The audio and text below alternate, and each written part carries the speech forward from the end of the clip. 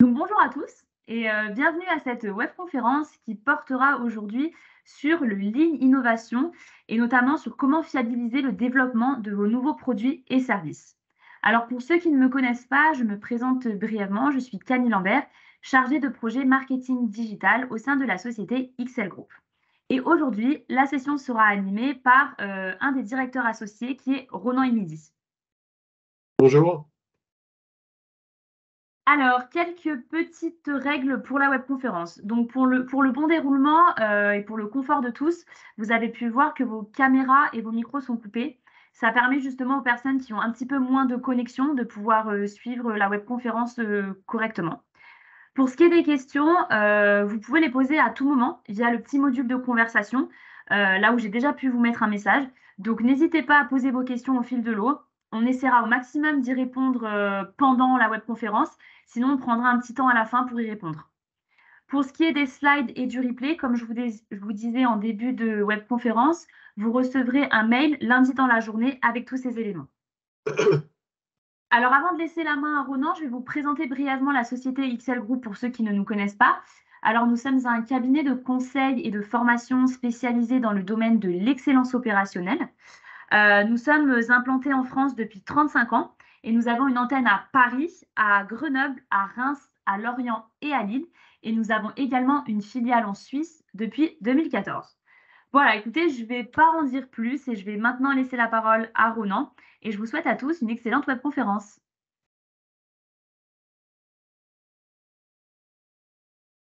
Alors, rebonjour à tous pour ceux qui viennent d'arriver. On va donc parler l'innovation et j'ai présenté en premier slide l'agenda de cette webconférence.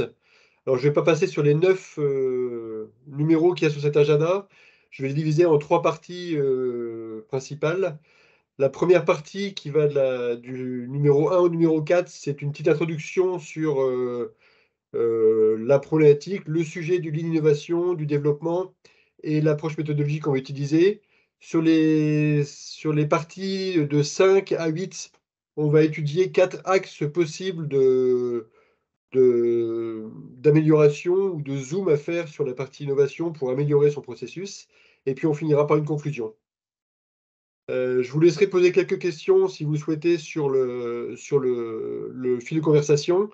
Et puis Camille me fera signe pour y répondre, soit pendant, soit à la fin, si on ne peut pas tout répondre pendant la webconf elle-même.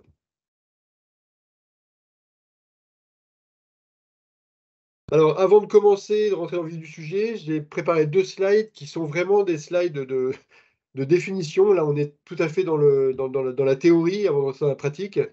J'ai marqué ici la définition telle qu'elle est écrite par l'ISO d'un projet. Donc, le projet qui est un processus unique qui consiste en un ensemble d'activités coordonnées et maîtrisées comportant des dates de début et de fin, entrepris dans le but d'atteindre un objectif conforme à des exigences spécifiques. Donc, on a vraiment la notion du projet qui va, dans ma tête à moi, s'articuler autour de 4 axes. Celui de la gestion des ressources, celui de la gestion d'un budget, celui de la gestion d'un planning, et puis la descente ensuite sur la gestion des activités. On a toujours en fil de fond dès maintenant la notion de SQDC qui est propre, ou je dirais en tout cas classique dans le Lean, avec la terminologie de sécurité, qualité, délai, coût. Sécurité qu'on associe parfois aussi, et c'est souvent utilisé dans les projets, à la sérénité des équipes. Puisque sans sérénité, ou en tout cas un minimum de sérénité, on a du mal à faire un beau projet. Et la deuxième définition que j'ai notée, c'est celle de l'innovation. Donc, c'est l'introduction sur le marché d'un produit ou d'un procédé nouveau. Je vous laisse lire la suite. Encore une fois, en filigrane derrière, on a le SQDC qu'on voit derrière.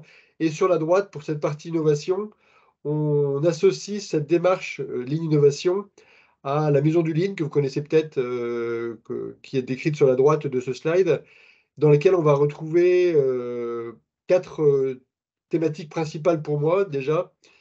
La première, c'est celle que j'ai mis en base standard et en incontournable, c'est la protection et l'écoute de la voix du client. La deuxième, c'est la maîtrise du pilotage qui est tout en haut, où on retrouve le chapeau de la maison de la qualité. En tout cas, ce pilotage doit être maîtrisé, boucle courte ou pas d'ailleurs. Et puis, les deux piliers classiques, je dirais, la maîtrise des processus et la maîtrise de la qualité. Donc c'est avec tout ça qu'on va chercher à naviguer autour de ce qu'est un projet et de ce qu'est une innovation et de comment on peut aider, améliorer les personnes qui contribuent à ces processus d'innovation, de développement.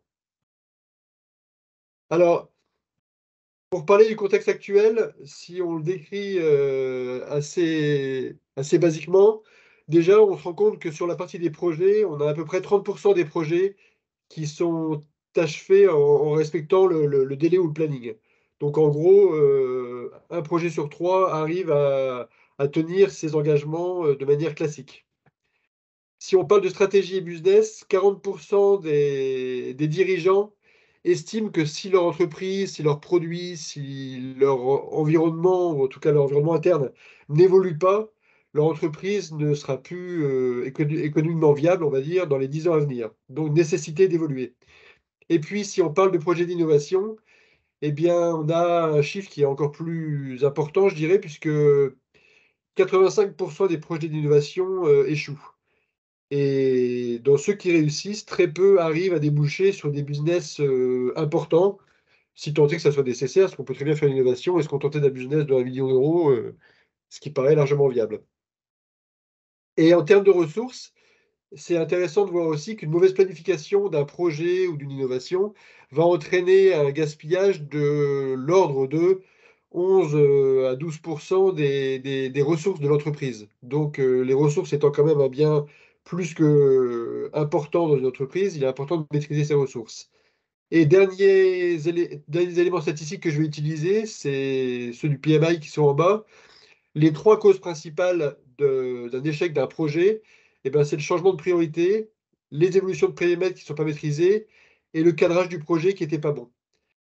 Tout ce qu'on va voir par la suite va être dédié, je dirais, à mettre sous contrôle à minima ces trois principales causes.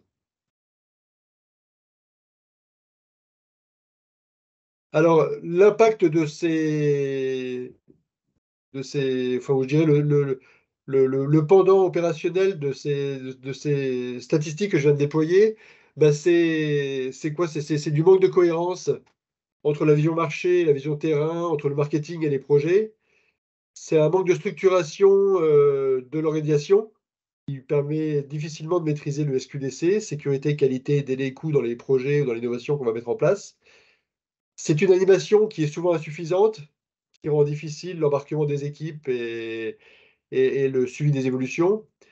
C'est pour pallier à ça, souvent un reporting qui est mis en place, mais qui devient, lui, plus lourd qu'efficace, et donc un reporting lourd qui ne sert pas le pilotage d'activité.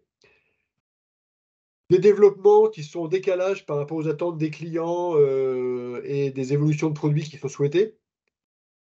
Des alignements qui ne sont pas assez suffisants entre tous les acteurs qui sont impliqués dans ce développement, cette innovation. Il en résulte du coup un manque d'application des équipes et des délais qui potentiellement ne sont pas tenus, parce qu'on l'a vu tout à l'heure dans les statistiques, c'est chose fréquente d'avoir un projet qui n'est pas à l'heure. Du coup, qu'est-ce qu'on va mettre en place pour réussir à mettre sous contrôle, ou en tout cas à favoriser les chances de mettre sous contrôle nos innovations et nos projets? Alors, dans cette phase d'introduction, je vais revenir sur 2 points. On va utiliser pour cela 2, je dirais, compétences qui sont historiquement chez XL. La première qui est, je dirais, à l'origine de la création d'XL il y a un peu plus de 30 ans, qui est la partie Lean Six Sigma, parce que le Lean Six Sigma va amener des solutions à cette maîtrise, en particulier maîtrise de la qualité, on y reviendra tout à l'heure, mais aussi le Lean avec les frontières qu'on peut créer entre Lean et Lean Six Sigma, frontières ou en tout cas définitions que je vais m'autoriser à faire sur les 2 slides qui vont suivre. En aucun cas, c'est dogmatique, hein, vous pourrez avoir vos idées de la définition du Lean et du Lean Six Sigma. Je pense qu'il y en a 15 000 à des interprétations différentes. La problématique n'est pas de s'aligner parfaitement sur la définition, mais de comprendre un petit peu ce que je mets derrière l'approche Lean et Lean Six Sigma et ce qu'on va pouvoir en faire pour le Lean Innovation. Le Lean, lui, va d'abord être un système de management qui permet d'apporter aux clients un maximum de valeur ajoutée et un minimum en un minimum de temps, donc une perte de temps minimum, et donc une exploitation du juste nécessaire des ressources. Donc on est vraiment dans cette mise sous contrôle, je dirais, des processus et des ressources, dans lequel on intègre aussi la maîtrise de la qualité, mais si je passe sur la définition de droite qui est plus orientée sur le Six Sigma, le Six Sigma est décrit parfois, parce qu'il est décrit parfois encore une fois autrement, comme une méthode éprouvée, appuyée sur des faits pour améliorer les processus et les procédés. Donc on voit que la frontière est sûrement pas étanche entre les deux, en tout cas pour moi, elle ne doit pas l'être. Et ça, c'est important, à mon avis, déjà de ne pas rester sur du dogme entre ce que le Lean ou ce qu'est le Lean Six Sigma. On va exploiter les deux, et on va exploiter les deux sur deux axes principaux qu'on pourrait résumer par ce slide. Le Lean va travailler plus sur la partie processus, travailler sur les flux, et donc faire qu'un flux qui est compliqué, qui est plein de gaspillage, de temps d'attente, de stock excessif, de non-qualité, etc., va être optimisé de façon à avoir un processus lean, donc un processus lisible et fluide. Et le Lean Six Sigma, lui, va plus travailler sur la partie variabilité, et donc aller travailler sur la capacité qu'on va avoir à avoir une adéquation entre ce qu'on va faire et ce qu'on avait prévu qui arrive quand on fait quelque chose, soit sur un produit, soit sur un processus, soit sur une ligne de temps, si on parle de logistique. Mais en tout cas, on a vraiment cette notion de gestion de processus et gestion de la qualité. Donc ces deux éléments, on va les utiliser pour aller travailler sur l'innovation. Et une chose qui est sûre, où là, j'espère, personne ne me contredira, il y a trois thématiques qui, pour moi, sont incontournables et qu'on va décrire ici à travers trois citations d'Albert Einstein que je vous laisserai lire. Moi, je ferai plutôt les commentaires sur l'association que j'y fais sur les thématiques du Lean. Eh bien, on va appliquer maintenant dans les slides qui vont suivre sur le Lean Innovation, eh bien, les trois concepts de base qui sont le juste nécessaire, l'intelligence collective et la remise en cause permanente. Le juste nécessaire, c'est vraiment pour aller structurer nos activités en amont, c'est-à-dire que on va vraiment chercher à bien définir ce qu'on va faire au début pour bien structurer l'activité et se mettre d'accord sur l'objectif et le cadre dans lequel on va travailler. L'intelligence collective, eh ben, on doit penser autrement pour réussir à innover. Et donc, pour penser autrement, on va essayer de le faire à plusieurs, parce qu'à plusieurs, on est plus intelligent. On va pu mettre plein d'autres citations, dont un proverbe africain qui dit que ensemble, on va loin et seul, on va vite. Là, on veut aller loin. Donc, on va décloisonner dans les équipes. Et puis, le dernier point sur la remise en cause, c'est la définition d'Einstein de la folie, qui consisterait à faire la même chose et s'attendre à un résultat différent. Eh ben, on va vraiment chercher à penser autrement et on va se remettre en cause et pas se mettre des freins et des barrières en se disant des phrases qu'on entend souvent quand on fait du conseil en entreprise. Oui, ce que vous dites, c'est bien, mais chez nous, ça sera différent parce que on a ça, parce que évidemment, chacun a des spécificités, mais on doit penser autrement et pour penser autrement, il faut remettre en cause nos acquis et certaines façons de penser. N'hésitez pas à m'interrompre si vous avez des questions. Pour l'instant, on est dans. Alors, je vois une petite phrase d'Ingrid, et oui, je reconnais qu'elles sont peut-être un peu floues. Je laisserai peut-être Camille œuvrer sur ce sujet pour pas couper trop. Mais effectivement, ça sera plus clair pour les autres qui vont venir après. Je m'en occupe. Euh, du coup, ces citations-là, on va aller les appliquer au Lean Innovation. Et pour ça, on va se dire que l'innovation, c'est un processus d'évolution de produits et de services dont les inputs non exhaustifs sont la voie du business, la voie du client, la voie du terrain et la voie de la concurrence, les quatre voies classiques qu'on utilise dans le lean de manière générale, qu'on va passer dans une moulinette pour en sortir une organisation efficiente, une équipe appliquée, une synergie entre le projet et l'exécution de ce projet qui sera faite après par la suite, et puis une emphase dans l'exécution avec la stratégie d'innovation. Et tout ça, c'est une boucle de feedback continu qui va se faire. Et ces processus d'évolution de produits, on va les travailler avec 4 approches que j'ai déjà un petit peu abordées avec la maison du Lean tout à l'heure. Le premier qu'on va voir, c'est les rituels de pilotage, la maîtrise de la qualité, la structuration elle-même de l'innovation et du processus d'innovation, et puis l'agilité de l'organisation et du mode projet. On va revenir un petit peu sur la structuration des projets, des livrables, des jalons, parce que c'est quelque chose qui est une condition de lisibilité de l'engagement de l'équipe tout au long du projet. Et ces 4 thématiques-là, eh bien, on va les détailler avec les 4 axes qu'on voit ici. Le premier qu'on revoit en bas à droite, qui est vraiment la partie de pilotage du projet. On va décrire donc dans un premier axe. Le deuxième axe qui va être celui de la maîtrise de la qualité, et donc sur lequel on reviendra un peu plus sur les leviers du Lean, mais aussi du Lean Six Sigma. Le troisième axe qui va être la maîtrise de l'efficience de nos processus de développement et de projet. Donc là, on rentrera un petit peu sur la partie Lean projet, Lean développement et les bonnes pratiques associées. Et on finira par une ouverture sur la partie structuration de l'innovation, avec l'amélioration de la qualité de l'innovation, ou en tout cas de son application. Donc là, on plonge sur les 4 axes et on finira par une conclusion. La première citation vient d'arriver. Je vous laisserai les commenter. J'aime beaucoup les citations d'Einstein et j'ai voulu en mettre quelques-unes pour m'appuyer dessus. J'en aurai d'autres à la fin sur lesquelles je reviendrai qui sont plus lisibles. J'en suis sûr.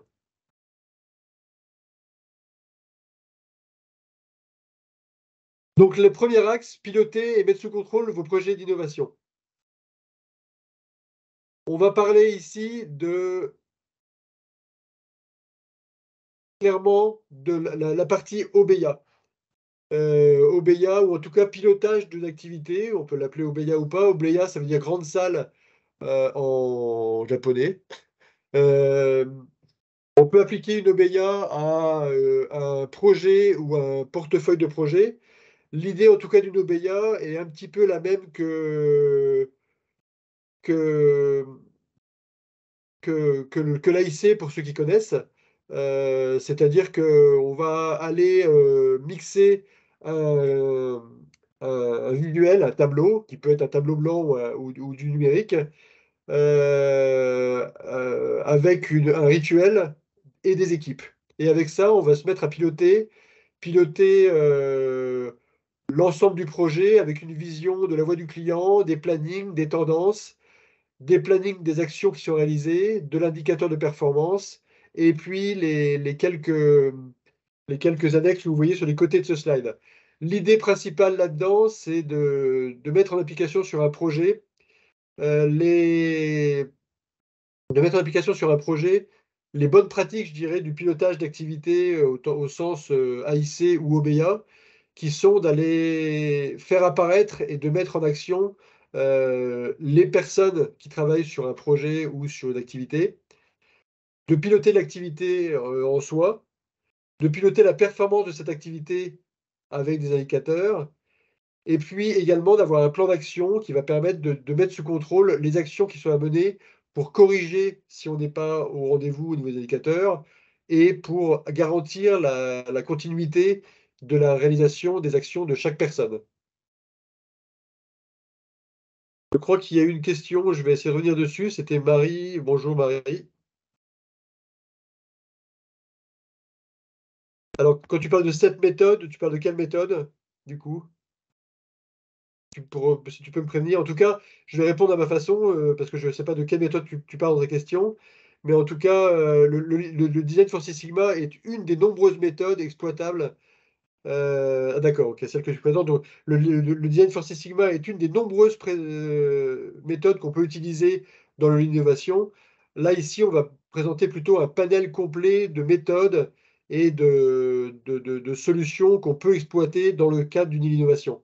Donc, c'est vraiment une description du paysage complet, le design for Six Sigma étant un zoom sur une partie de ce paysage. J'espère que je réponds à ta question. La partie, donc je reviens sur la partie pilotage des activités. L'OBEA, donc c'est vraiment, j'ai mis deux exemples derrière là, sur les deux slides qui vont suivre. On est vraiment sur cette notion de pilotage de l'activité avec une vision de la performance, le personnel impliqué et les plans d'action. L'idée dans ce pilotage, c'est de visualiser pardon, les actions et les livrables qui sont prévus, de mettre en évidence les problèmes et les risques pour que tout le monde les partage et qu'on profite de l'intelligence collective, je dirais, pour s'aligner et trouver les meilleures solutions à ces problèmes. Pour ça, améliorer la transparence et la transversalité dans les projets, se challenger dans l'équipe pour essayer de trouver des solutions ensemble. J'y reviendrai tout à l'heure sur les projets, mais on est un peu sur le même principe. L'idée est de s'amuser ensemble à essayer d'atteindre cet objectif en exploitant un support de jeu qui peut être en tout cas cette OBA. De monter en autonomie dans les boucles agiles, puisque dans cette OBA, on va repartir les rôles de chaque personne, et donc petit à petit, on tend un tout petit peu vers la notion de projet agile, vers laquelle je reviendrai tout à l'heure. Et puis, on va essayer, avec tout ça, d'améliorer l'engagement, et puis de respecter les délais, puisque c'est quand même l'objectif premier d'un projet. L'exemple qui est repris ici reprend à gauche des A3 projets qui permettent de zoomer sur des projets principaux avec des suivis d'activité sur ces projets. Et sur la droite de l'écran, on a des sous-projets ou des plus petits projets qui, eux, sont gérés de façon très macro avec la définition des responsables, d'une date d'échéance prévue et de quelques jalons intermédiaires qui sont sur les post-it jaunes. Donc ça, c'est une solution, c'est un exemple de BIA sur un projet. Je vais passer sur un autre exemple beaucoup plus complet et pour la personne qui a fait la remarque tout à l'heure, volontairement pas lisible, mais c'est vraiment pour illustrer jusqu'où on peut aller. On a avec des clients et certains clients eux-mêmes qui développent des EBA sur des solutions digitales. On connaît par exemple, et nous on travaille XL avec iOBEA pas mal. Ça s'écrit I et OBEYA, dans lequel on peut venir construire donc différents tableaux. Et là, c'est un exemple dans lequel on ne va pas rentrer dans les détails, mais dans cet exemple, on gère les activités de l'équipe, le planning, les livrables, les avancements, les charges, les indicateurs, les choses réalisées. Une fois que c'est fait, on les garde. Une matrice de priorité, une parking list pour gérer tous les projets, les sujets qui vont être à venir, qui vont être à traiter, ou en tout cas à prioriser. C'est juste pour donner deux images d'exemples d'OBEA. Donc ça, en général, quand il y a un projet et qu'il y a besoin de management visuel, il y a une OBEA derrière et on a des solutions pour vous accompagner sur la mise en place d'une OBEA. Simplement, j'ai envie de dire, parce que c'est une partie de l'innovation et des outils qu'on peut utiliser, une partie très intéressante, et c'est celle qui en plus est la plus embarquante, je dirais, pour les équipes. Une des raisons principales, c'est qu'elle va rendre visible l'invisible, puisque vraiment le but de cette OBEA, c'est de poser sur un mur la vision d'un projet, même principe que l'AIC pour ceux qui pratiquent l'animation à intervalle court, c'est vraiment d'avoir une capacité, quand on regarde un tableau, de se dire ce projet va bien, va pas bien, et s'il va pas bien, qu'est-ce qu'on est en train de faire pour corriger le tir et à réussir l'objectif commun de l'équipe. AIC étant le terme français, enfin il y a plein de termes français je pense, mais nommé MDI pour d'autres personnes, dont certaines que j'ai vues dans la liste des invités. Dans cet axe 1, on va bien sûr parler d'indicateurs, mais on n'oubliera pas non plus la partie qualitative. Donc, on va bien penser aux indicateurs parce que c'est quelque chose qui permet d'aligner les gens sur du chiffre. Alors, je parle d'indicateurs parce que c'est fondamental, mais j'invite chaque personne à ne pas tomber dans l'extrême de l'indicateur. Je me souviens d'une conférence que j'avais vue il y a pas mal d'années de ça chez A. Raymond sur Grenoble, où le monsieur Raymond lui-même avait dit que les indicateurs étaient une richesse inestimée, mais qu'en abuser nous amenait dans l'immobilisme le plus parfait. Donc effectivement, il faut des indicateurs, mais pas trop. et les bons pour pouvoir donner une visibilité. Et ensuite, on va aller travailler au-delà du quantitatif sur le qualitatif, c'est-à-dire qu'on va recueillir des informations sur le terrain, on va continuer à communiquer avec les équipes, on va communiquer sur les informations qu'on va avoir, l'avancement du projet, etc. On va impliquer les équipes dans le quotidien de l'entreprise qui est lancée, le projet. Et puis, on ne va pas se laisser submerger par les tableaux de bord. Je pense, par exemple, à des exemples que j'ai pu voir où on voit des projets qui sont menés dans du Lean digital avec des tableaux de bord et où on voit parfois bien plus que 10 ou 20 tableaux de bord pour gérer un projet. On est plus dans la gestion de projet que dans le tableau de pilotage visuel. Dans ces cas-là, c'est vraiment un petit peu différent. On utilise un outil de pilotage pour aller rentrer dans le détail des WBS, des Work Breakdown Structure, enfin en tout cas du découpage du travail des équipes. Une fois qu'on a parlé de cet axe pilotage, qui peut être le point d'entrée, je dirais, d'un travail sur un projet, en tout cas qui est un incontournable du pilotage et du management visuel, on peut aller s'attarder, je dirais, ou s'intéresser à travailler sur le développer et innover bon du premier coup. Dans ce cas-là, on va aller travailler sur des thématiques qui sont un petit peu différentes, enfin en tout cas complémentaires à l'IOBEA. Sur cette partie qualité de l'innovation, on va pouvoir travailler, par exemple, sur la maîtrise de trois composantes, je dirais, classiques de la qualité que les gens qui ont pratiqué la qualité et le Lean Six Sigma et le Lean aussi, faisant pas de frontières, connaissent par cœur. La notion d'AMDEC pour aller travailler sur l'analyse des modes de défaillance et de leur criticité, donc c'est-à-dire de mettre sous contrôle les points critiques d'un produit ou d'un process ou d'un moyen afin de pouvoir garantir la mise sous contrôle de ces points critiques lors de l'utilisation de ce produit, de ce moyen ou de ce process, ou de ce processus d'ailleurs si on est sur un processus. Pour les anglophones, c'est la FMIA. Cet AMDEC est exploitable pour aller ensuite extraire les choses qu'on va devoir, je dirais, traiter dans la phase de qualification. Donc, on va avoir un plan de qualification qui va en découler, qui va nous permettre de lister les sujets qu'on doit tester pour garantir leur mise sous contrôle avant de lancer le produit ou le processus. Et puis, ce plan de qualification lui-même va amener des limites de mise sous contrôle. Et bien, ces limites de mise sous contrôle, on va les garantir en maintenant dans la vie du produit un plan de contrôle qui va permettre d'amener le produit dans sa vie série, je dirais, ou le processus, à des contrôles réguliers permettant de garantir le maintien des objectifs ou des paramètres, si c'est des paramètres qu'on s'était fixés. On est vraiment dans les analogies, je dirais, d'une partie des processus qu'on retrouve dans les processus du PMI, qui sont détaillés, j'ai plus le chiffre exact en tête, mais il y a 50 et quelques, 54, je crois, processus qui sont détaillés dans le PMI. Eh bien, il y a tout un pan qualité qui est décrit, qui reprend ces parties de mise sous contrôle de la qualité.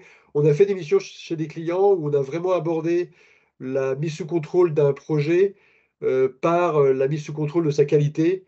Bien sûr, après, on a un point d'entrée par la qualité et on étend vers la sécurité, le délai, les coûts, et on peut aller beaucoup plus loin sur la conduite du projet. En complément de ça, en autre exemple, et ça me fera la transition avec le slide suivant, on peut aussi parler de l'APQP, l'Advanced Product Quality Planning, qui consiste, je dirais directement à peu près la même chose que ce que j'ai décrit au-dessus, puisque dans la PQP, on va aller dans le processus de développement produit, aller fixer différentes étapes dans lesquelles on va aller mettre sous contrôle les paramètres et les produits, en tout cas chercher à anticiper au maximum pour limiter les risques associés aux produits et aux process.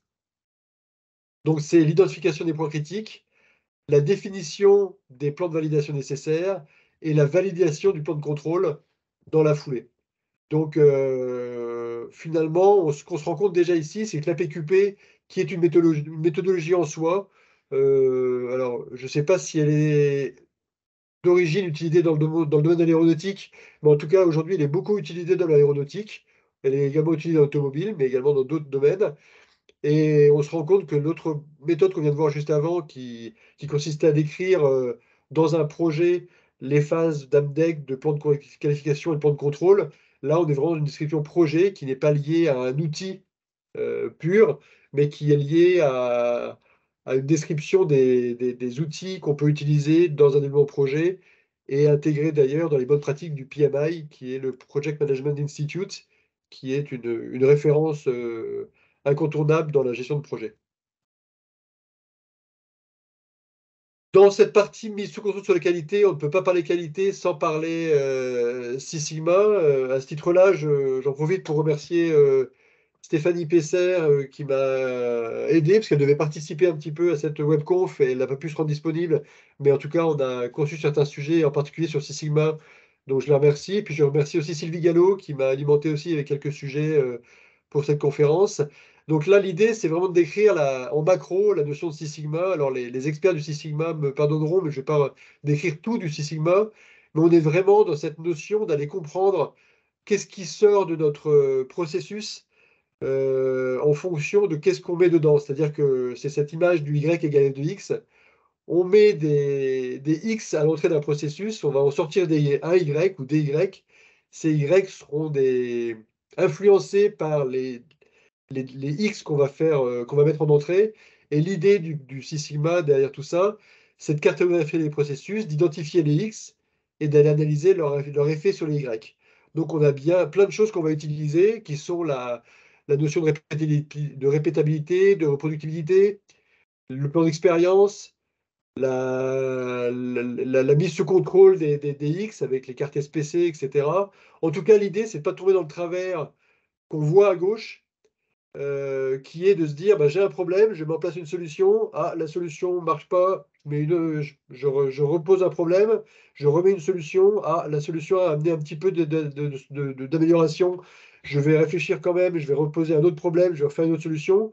Là, cette itération, elle est un peu trop laborieuse et chronophage. Si on structure en mode DMAIC, on arrive en général à sortir des choses, j'ai envie de dire, magiques et de façon très structurée, ce qui permet d'embarquer les équipes et d'accompagner la mise sous contrôle du processus et de la qualité en particulier de ce processus. Cette approche Six Sigma, elle touche plus particulièrement les fameux Muras qu'on trouve dans les trois nuisibles cités par Toyota, qui sont donc alors, les Muda, les Muri et les Muras. Les Muras étant la partie variabilité, mais encore une fois, on va les regarder, faire on peut aller jusqu'aux statistiques descriptives pour décrire la variabilité qu'on a sur le processus ou sur une résultante d'un processus avec la courbe de Gauss, avec les plans d'expérience, en travaillant sur les moyennes, en travaillant sur les écarts types, en travaillant sur des cartes de contrôle. Voilà, on va vraiment aller travailler sur la mise sous contrôle de la qualité. Et comme on l'a vu en introduction et comme on revoit sur ces deux slides, le Six Sigma, avec son approche DMAIC ou DMAIC, Define, Measure, Analyze, Improve, Control, qui sont des phases d'un projet DMAIC, et tous les outils, je dirais, statistiques et de maîtrise de la donnée du Six Sigma peuvent être exploités dans le cadre de cette mise sous contrôle de la qualité dans vos projets de développement ou d'innovation.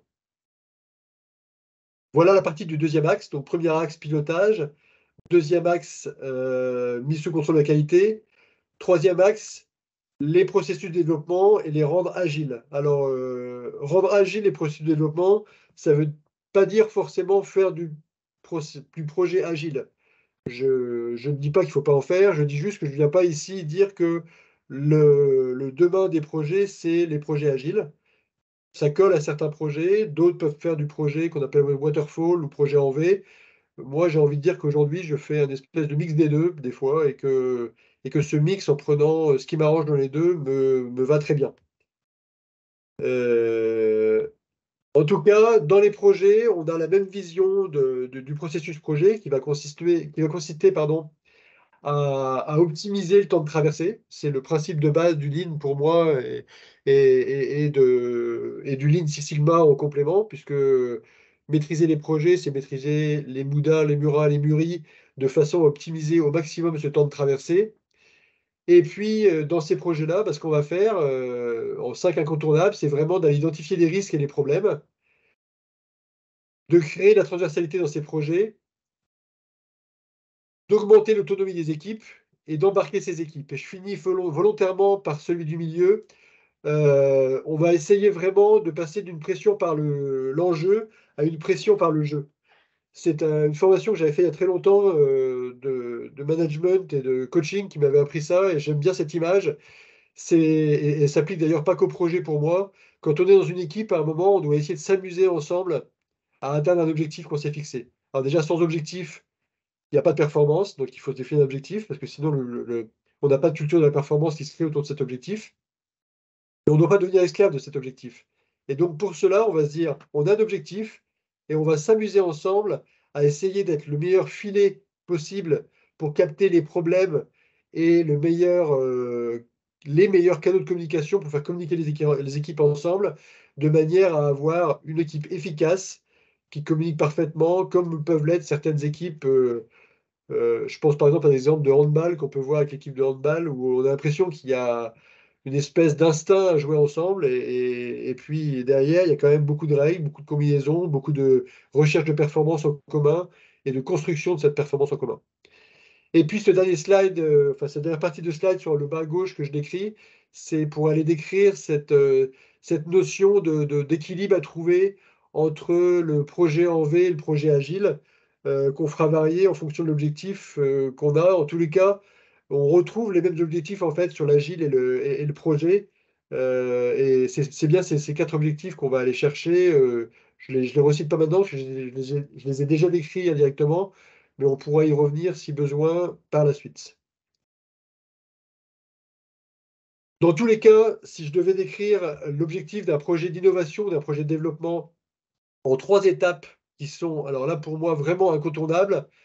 La première, c'est laisser le client de ça. Quand je dis que c'est laisser le client de ça, c'est surtout pas ne pas écouter la voix du client, puisque je remettrai en cause les principes du Lean, mais c'est par contre le fait de se dire que l'objectif premier dans un projet d'innovation et de développement, c'est que le client, qui sera le client final in fine, n'ait pas vision, je dirais, des causes impactant, qui vont l'impacter lui.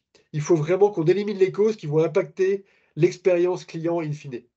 Alors, on peut très bien impliquer le client dans notre processus d'innovation, et bien sûr qu'on va le faire, mais en tout cas, on doit aller chercher dans son projet, à aller éliminer les causes qui vont impacter le client dans son expérience. Le deuxième point qu'on va aller chercher, c'est, après avoir pensé au client, c'est de penser aux employés, aux membres du projet, aux membres de la société, de l'entreprise, qui va travailler sur ce projet ou qui va le faire vivre ensuite dans sa vie opérationnelle, je dirais. On va parler d'expérience employée, parce que c'est un mot aussi qui se dit en ce moment. C'est de trouver quels processus sont inefficients et d'aller attaquer ces processus pour les rendre efficients. Donc, on s'est occupé de la voix du client. Maintenant, on s'occupe de la voix des équipes et on essaie d'optimiser nos processus pour que les équipes puissent travailler le plus facilement possible, de la façon la plus efficiente, pardon. Et puis ensuite, une fois qu'on aura bien ces 2 axes sous contrôle et qu'on maintiendra au fur et à mesure qu'ils restent sous contrôle, ça, on le fera en pilotant l'activité et en gérant avec les équipes les écarts et l'affinement de la maîtrise de notre projet. Donc voilà les 3 étapes qu'on va mener. Et ça, c'est une boucle. J'aurais pu la faire aussi en boucle perpétuelle, je dirais, puisqu'on va revenir boucler en permanence sur ces 3 axes-là. Ces 3 axes nous permettent normalement, et pour l'instant, sur les projets que j'ai pu mener, en tout cas, ça fonctionne très bien de travailler de cette façon-là, de mettre sous contrôle les fameux 8 gaspillages dont on parle souvent dans le Lean. Alors, on parle, suivant les écoles, encore une fois, de 7 ou de 8 gaspillages. Je vais les citer rapidement, mais donc le plus classique, on va dire, c'est vraiment la partie non-qualité. C'est du gaspillage de faire des choses et de le faire pour rien, on va dire, parce qu'on va jeter parce que c'est pas de bonne qualité. Les traitements inutiles, qui sont aussi un gaspillage. la surproduction qui existe en mode projet, je dirais, mais tout comme elle existe, bien sûr, sur un processus, je dirais, physique. Les délais d'attente, qui sont aussi des gaspillages, les mouvements inutiles, qu'on pourrait associer à des mouvements de dossier ou des retours sur des équipes projets, des surstocks, qui peuvent être des surstocks d'actions. Si à un moment les actions sont trop nombreuses, à un moment on se perd dans les plans d'action et ça devient dangereux. C'est là par exemple que les Kanban boards peuvent servir en mode pilotage projet et là du coup rapproché à la méthode agile. Les transports inutiles avec les passages d'informations sont aussi des gaspillages pour les projets. Et puis le huitième que nous on cite chez Excel, mais pas que chez Excel, plein d'autres écoles citent ce huitième gaspillage, c'est vraiment la notion d'intelligence inexploitée, c'est-à-dire le manque d'exploitation de la richesse qu'on a d'aller chercher les idées dans toutes les équipes et à tous les niveaux, parce qu'il y a de la richesse et de l'intelligence collective en allant partager transversalement et verticalement dans l'entreprise. Et bien sûr, en complément de ces gaspillages, on a la notion de variabilité. Et effectivement, je vois un message de Séverine, je crois que c'est oui, Séverine. Le gaspillage des talents, c'est en fait l'intelligence inexploitée que nous on met au milieu, mais qui peut être aussi le gaspillage des talents. En tout cas, c'est l'analogie que je voulais faire avec cette intelligence collective. Et puis en fait, derrière, alors sans rentrer dans les détails, bah, l'objectif d'une innovation, ça va être de passer, si je prends le graphe du dessus, d'une idée où on a plusieurs solutions, plusieurs pistes à creuser pour converger sur une unique. Cette unique solution, on va la retenir en phase fin d'étude business. Elle va nous donner une vision projet. Dans ce projet, il y aura encore des sous-parties, des petites choses qui ne seront pas définies dès le début, parce que sinon, il n'y a pas de projet. Si tout est défini et packagé dès le début du projet, ça ne serait même plus un projet.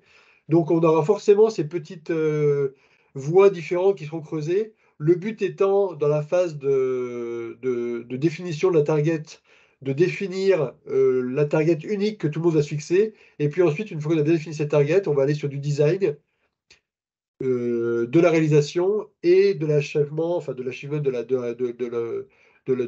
la mise en place, on va dire, de projet pour aller jusqu'à la clôture. Alors, les terminologies que je prends là sont celles qu'on avait prises chez un client, on peut en trouver plein, hein, mais dans tous les cas, on a vraiment cette notion d'étude, je dirais, conceptuelle, d'étude de définition, de réalisation et de clôture. Et tout ça, on va devoir le timer avec des rôles, des responsabilités, des livrables, du temps associé, des tâches à identifier et une analogie avec le Lean qu'on fait souvent en projet, en ligne d'innovation, en ligne de développement, c'est cette notion de flux tiré, puisqu'en fait, comme on a structuré un petit peu le projet avec des phases et donc des clients internes dans le projet, bah, ces clients vont venir tirer le flux en venant réclamer, entre guillemets, ce dont eux, ils ont besoin pour avancer dans les phases ultérieures. Donc on passe vraiment dans un flux tiré qui a l'effet qu'on connaît dans le Lean d'accélérer le flux et d'en optimiser les phases transitoires. Je passe alors, très rapidement donc sur la synthèse, on va passer sur l'axe 4. On peut travailler sur le pilotage des projets, on peut travailler sur la qualité des produits ou des services dans ce projet ou cette innovation. On peut travailler sur notre processus projet, qu'il soit en V ou un processus agile. En tout cas, on va aller travailler sur l'optimisation de ce processus. Et après, on doit travailler, dernier axe, sur la qualité de l'innovation elle-même. La qualité de l'innovation elle-même, on parle de l'innovation. Alors, l'innovation, ça peut être très vaste. En tout cas, dans les définitions et dans les différentes littératures qu'on peut trouver, on retrouve bien sûr des choses qu'on a déjà vues en amont.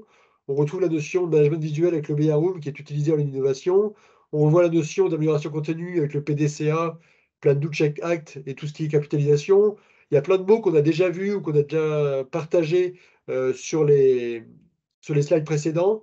L'intelligence collective, le management de la chaîne critique, etc.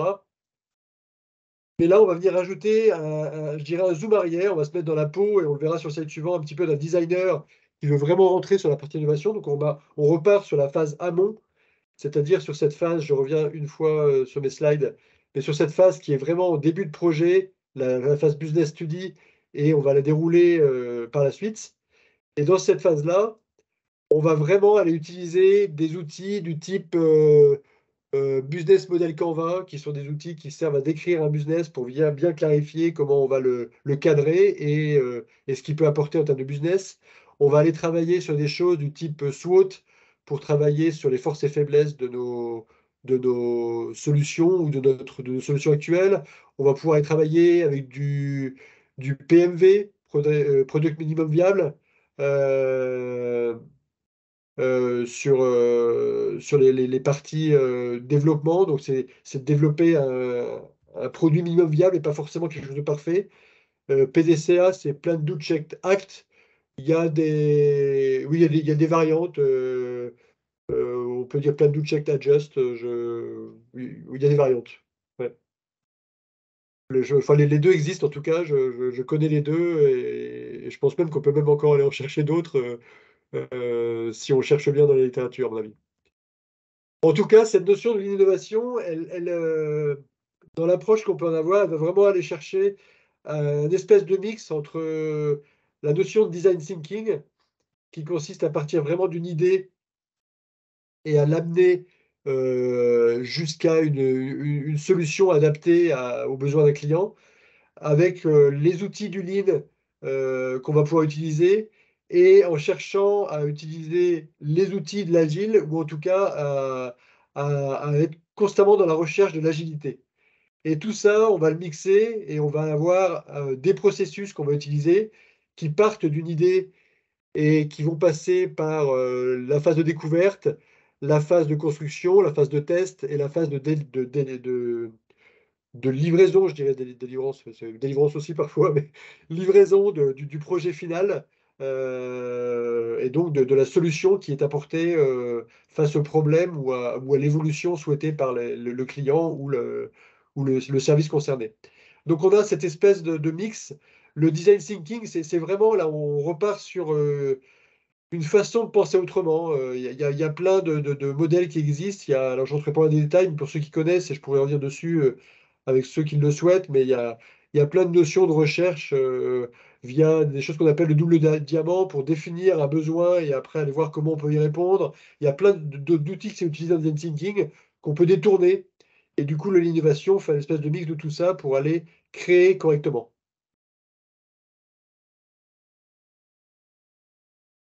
Je reviendrai tout à l'heure sur la partie DMADV. J'ai un tout petit bout de slide sur le sujet, donc je vais pouvoir y revenir juste derrière. Le DMADV, il est juste en bas de ce slide-là. C'est une notion qui a un petit peu détourné justement le DMAIC, puisque le DMADV, c'est Define, Measure, Analyze, Design, Verify. C'est une technique qui. Je suis en train de chercher le nom de la personne, mais j'ai un trou de mémoire.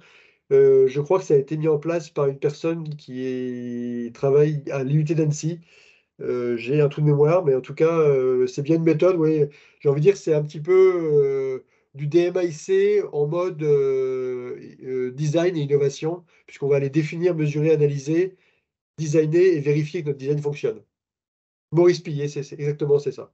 Merci pour l'info.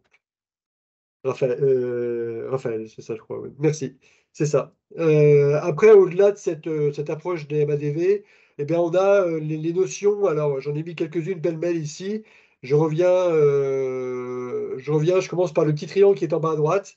Ben, c'est cette notion de design for Six Sigma dont parlait tout à l'heure euh,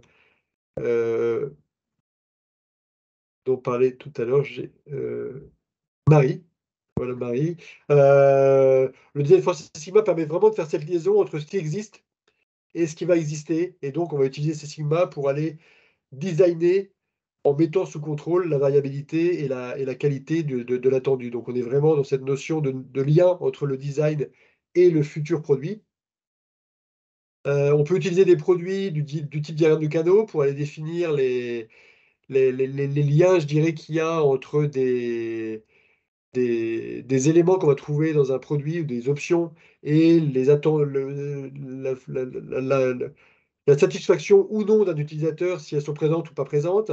En tout cas, ce qui est sûr, et je remonte du coup sur le diagramme du haut, c'est qu'on a vraiment besoin de penser ce qu'on va faire en amont du projet, parce que tout ce qu'on va faire en amont, c'est ça qui va conditionner le coût d'un produit. Donc, il faut vraiment penser le projet en amont et donc aller réfléchir à bien structurer son projet.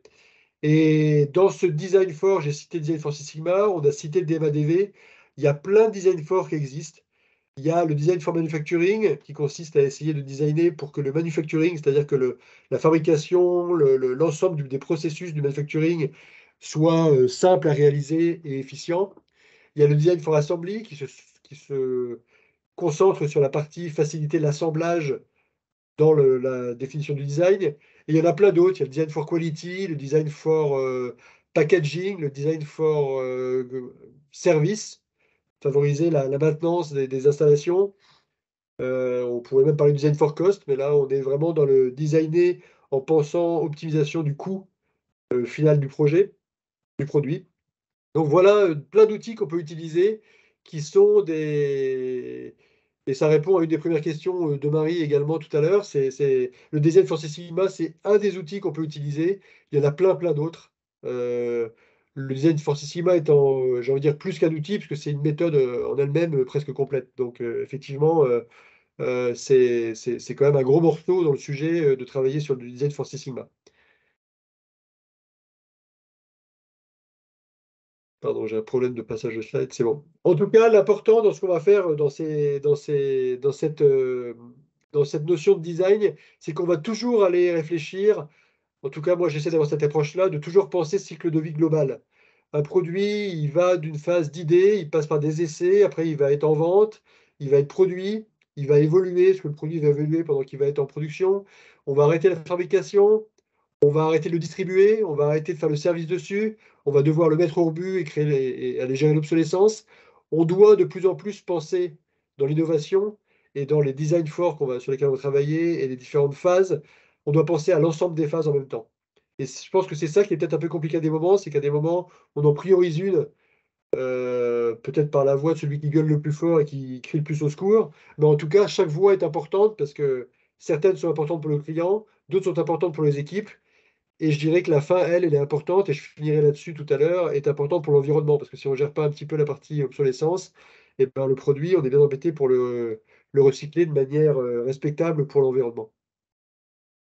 Donc on a vu ces 4 étapes, piloter et mettre sous contrôle le projet, ou ces 4 axes, parce que ce n'est pas 4 étapes, développer et innover bon, du premier coup, travailler sur le processus et le rendre agile et efficient, et puis travailler sur le processus d'innovation.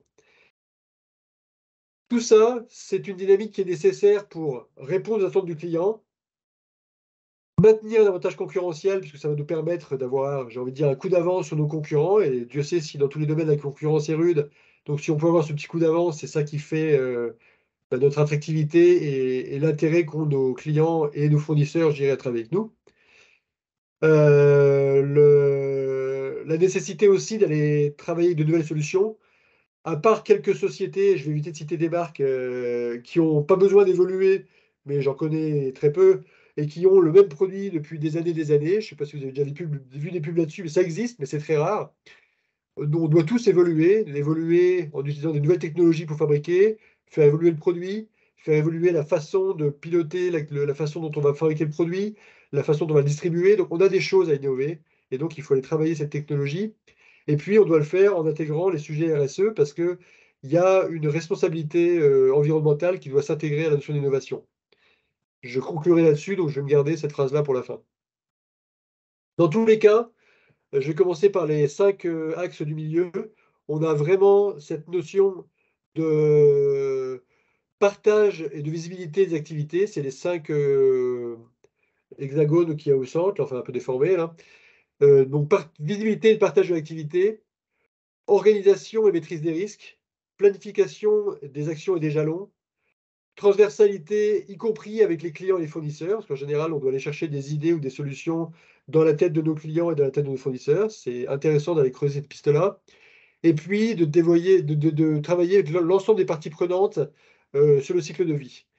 Je pense aux parties prenantes. Encore une fois, je reviens sur la notion de cycle de vie et de l'ensemble des gens qui vont être concernés par ce cycle de vie. Et je reviens sur les trois notions qui sont le juste nécessaire, l'intelligence collective et la remise en cause permanente, pour conclure sur trois ouvertures, je dirais, un peu plus personnelles, celle-là. La première, je reviens sur le juste nécessaire avec cette citation d'Einstein, la vie c'est comme une bicyclette, il faut avancer pour ne pas perdre l'équilibre.